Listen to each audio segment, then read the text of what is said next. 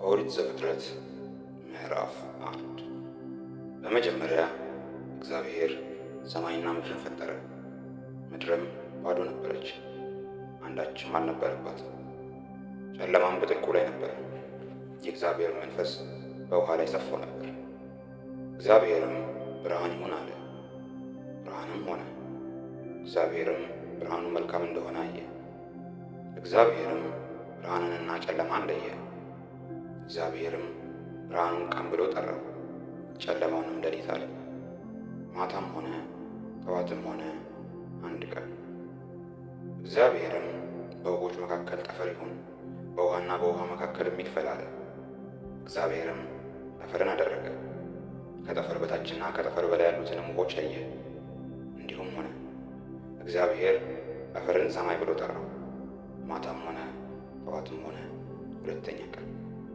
እግዚአብሔርም ከሰማይ በታች ያለው ውኃ በአንድ ስፍራ ይሰብሰብ፣ የብሱም ይገለጥ አለ። እንዲሁም ሆነ። እግዚአብሔርም የብሱን ምድር ብሎ ጠራው፣ የውኃ መከማቻውንም ባሕር አለው። እግዚአብሔርም ያ መልካም እንደሆነ አየ። እግዚአብሔርም ምድር ዘርን የሚሰጥ ሣርንና ቡቃያን፣ በምድርም ላይ እንደወገኑ ዘሩ ያለበትን ፍሬን የሚያፈራ ዛፍን ታብቅል አለ። እንዲሁም ሆነ።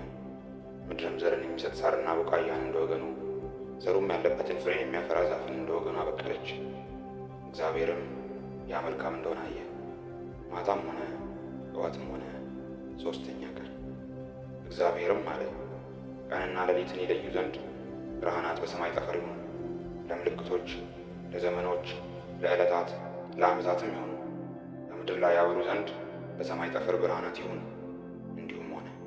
እግዚአብሔርም ሁለት ታላላቆች ብርሃናትን አደረገ፣ ትልቁ ብርሃን በቀን እንዲሰለጥን፣ ትንሹም ብርሃን በሌሊት እንዲሰለጥን፣ ከዋክብትንም ደግሞ አደረገ። እግዚአብሔርም በምድር ላይ ያበሩ ዘንድ በሰማይ ጠፈር አኖራቸው፣ በቀንም በሌሊትም እንዲሰለጥኑ፣ ብርሃንንና ጨለማንም እንዲለዩ። እግዚአብሔርም ያ መልካም እንደሆነ አየ። ማታም ሆነ ጠዋትም ሆነ አራተኛ ቀን። እግዚአብሔርም አለ፣ ውኃ ያው ነፍስ ያላቸውን ተንቀሳቃሾች ታስገኝ፣ ወፎችም ከምድር በላይ ከሰማይ ጠፈር በታች ይበሩ። እግዚአብሔርም ታላላቆች አንበሪዎችን ውኃይቱ እንደ ወገኑ ያስገኘቻቸውንም ተንቀሳቃሾቹን ሕያዋን ፍጥረታት ሁሉ እንደ ወገኑ የሚበሩትንም ወፎች ሁሉ ፈጠረ። እግዚአብሔርም ያ መልካም እንደሆነ አየ። እግዚአብሔርም እንዲህ ብሎ ባረካቸው፣ ብዙ ተባዙ፣ የባሕርንም ውኃ ሙላት፣ ወፎችን በምድር ላይ ይብዙ። ማታም ሆነ ጠዋትም ሆነ አምስተኛ ቀን። እግዚአብሔርም አለ፣ ምድር ሕያዋን ፍጥረታትን እንደ ወገኑ፣ እንስሳትንና ተንቀሳቃሾችን የምድር አራዊትንም እንደ ወገኑ ታውጣ። እንዲሁም ሆነ። እግዚአብሔር የምድር አራዊቱን እንደ ወገኑ አደረገ፣ እንስሳውንም እንደ ወገኑ፣ የመሬት ተንቀሳቃሾችንም እንደ ወገኑ አደረገ። እግዚአብሔርም ያ መልካም እንደሆነ አየ።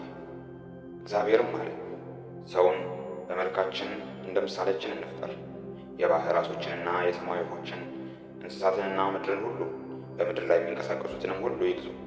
እግዚአብሔርም ሰውን በመልኩ ፈጠረ፣ በእግዚአብሔር መልክ ፈጠረው፣ ወንድና ሴት አድርጎ ፈጠራቸው። እግዚአብሔርም ባረካቸው፣ እንዲህም አላቸው፣ ብዙ ተባዙ፣ ምድርን ሙሏት፣ ግዙአትም፣ የባሕርን ዓሦችና የሰማይ ወፎች፣ በምድር ላይ የሚንቀሳቀሱትንም ሁሉ ግዙአቸው። እግዚአብሔርም አለ፣ እነሆ መብል የሆናችሁ ዘንድ በምድር ፊት ሁሉ ላይ ዘሩ በእርሱ ያለውን አመልማል ሁሉ፣ የዛፍን ፍሬ የሚያፈራውንና ዘር ያለውንም ዛፍ ሁሉ ሰጠኋችሁ። ለምድር አራዊትም ሁሉ፣ ለሰማይም ወፎች ሁሉ፣ ያው ነፍስ ላላቸው ለምድር ተንቀሳቃሾችም ሁሉ የሚበቅለው አመልማል ሁሉ መብል ይሁንላቸው። እንዲሁም ሆነ። እግዚአብሔርም ያደረገውን ሁሉ አየ፣ እነሆም እጅግ መልካም ነበረ። ማታም ሆነ ጠዋትም ሆነ ስድስተኛ ቀን። ምዕራፍ 2 ሰማይና ምድር ሰራዊታቸውም ሁሉ ተፈጸሙ። እግዚአብሔርም የሠራውን ሥራ በሰባተኛው ቀን ፈጸመ። በሰባተኛው ቀን ከሠራው ሥራ ሁሉ አረፈ። እግዚአብሔርም ሰባተኛውን ቀን ባረከው፣ ቀደሰው። እግዚአብሔር ሊያደርግ ከፈጠረው ሥራ ሁሉ በእርሱ አልፏልና። እግዚአብሔር አምላክ ሰማይና ምድርን ባደረገ ቀን በተፈጠሩ ጊዜ የሰማይና ምድር ልደቴ ነው። የሜዳ ቁጥቋጦ ሁሉ በምድር ላይ ገና አልነበረ፣ የሜዳውን ቡቃያ ሁሉ ገና አልበቀለም ነበር። እግዚአብሔር አምላክ በምድር ላይ አላዘነበም ነበርና፣ ምድርንም የሚሠራባት ሰው አልነበረም። ነገር ግን ጉም ከምድር ትወጣ ነበር፣ የምድርንም ፊት ሁሉ ታጠጣ ነበር። እግዚአብሔር አምላክም ሰውን ከምድር አፈር አበጀው፣ በአፍንጫውም የሕይወት እስትንፋስ እፍ አለበት።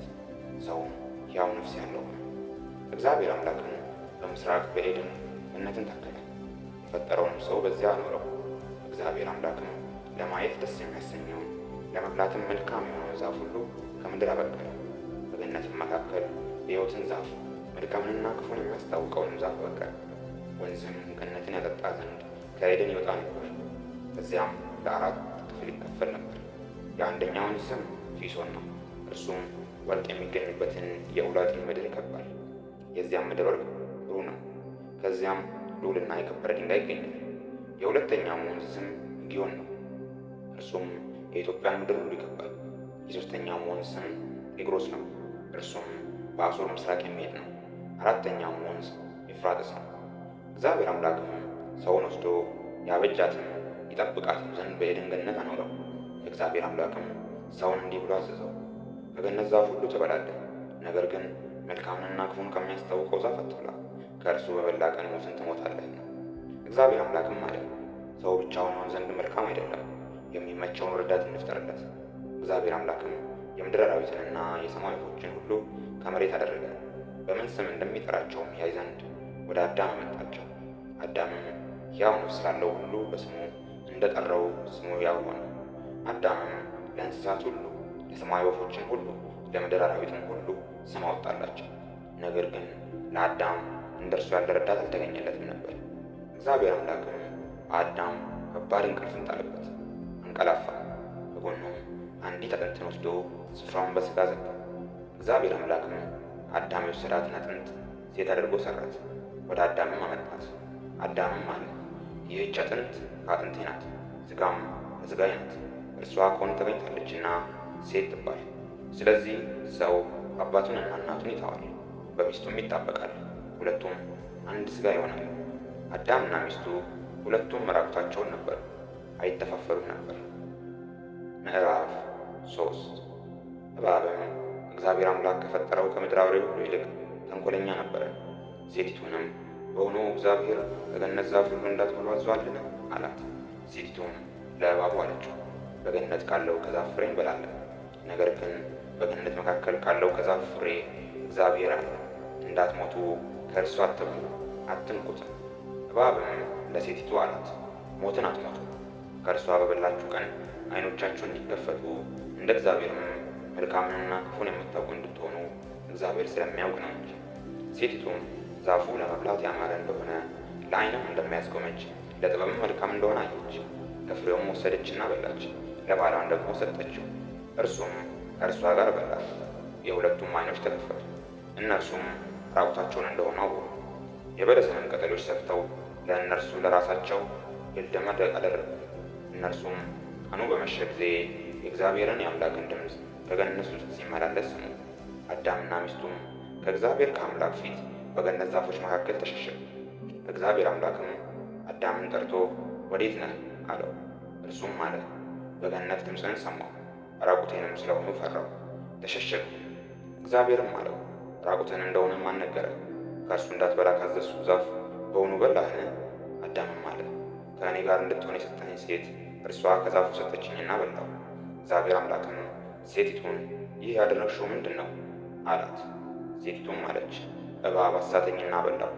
እግዚአብሔር አምላክም እባቡን አለው፣ ይህን ስላደረግህ ከእንስሳት ከምድር አራዊትም ሁሉ ተለይተህ አንተ የተረገምህ ትሆናለህ፣ በሆድህም ትሄዳለህ፣ አፈርንም በሕይወት ዘመኑ ሁሉ ትበላለህ። በአንተና በሴቲቱ መካከል በዘርህና በዘሯም መካከል ጠላትነትን አደርጋለሁ። እርሱ ራስህን ይቀጠቅጣል፣ አንተም ሰኮናውን ትቀጠቅጣለህ። ለሴቲቱም አለ፣ በፀነስሽ ጊዜ ጭንቅሽን እጅግ አበዛለሁ፣ በጭንቅ ትወልጃለሽ፣ ፈቃድሽም ወደ ባልሽ ይሆናል፣ እርሱም ገዥሽ ይሆናል። አዳምንም አለው፣ የሚስትህን ቃል ሰምተሃልና ከእርሱ እንዳትበላ ካዘዝኩ ዛፍ በልተሃልና ምድር ከአንተ የተነሣ የተረገመች ትሁን።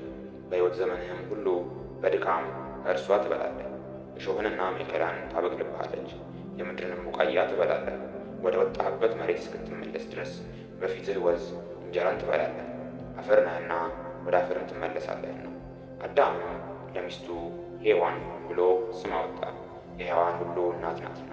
እግዚአብሔር አምላክም ለአዳምና ለሚስቱ የቁርበትን ልብስ አደረገላቸው፣ አለበሳቸው። እግዚአብሔር አምላክም አለ፣ እነሆ አዳም መልካምንና ክፉን ለማወቅ ከእኛ እንዳንዱ ሆነ። አሁንም እጁን እንዳይዘረጋ ደግሞም ሕይወት ዛፍ ወስዶ እንዳይበላ ለዘላለምም ሕያው ሆኖ እንዳይኖር ስለዚህ እግዚአብሔር አምላክ ከኤደን ገነት አስወጣው፣ የተገኘባትን መሬት ያርስ ዘንድ። አዳምንም አስወጣው፣ ወደ ሕይወት ዛፍ የሚወስደውን መንገድ ለመጠበቅ ኪሩቤልንና የምትገለባበጥ የነበልባል ሰይፍን በኤደን ገነት ምስራቅ አስቀመጠ።